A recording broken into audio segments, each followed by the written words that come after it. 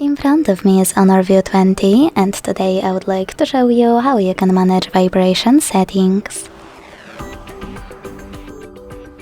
You need to begin by accessing settings and scrolling down to access sounds and vibration. Then you can click on vibration at the top. And this way mute your device completely, leaving only vibrations.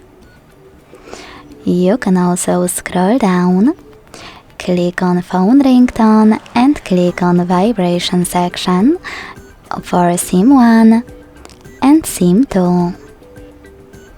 Then apply the best pattern for your incoming calls, or select none to disable it.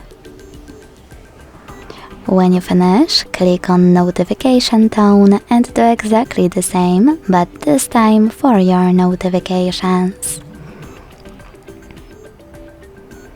Then click on more settings at the very bottom and click on this switcher next to vibrate when ringing to enable or disable haptic feedback for your calls. You can also tap on this switcher next to system haptics to enable or disable vibration for key system events and interactions.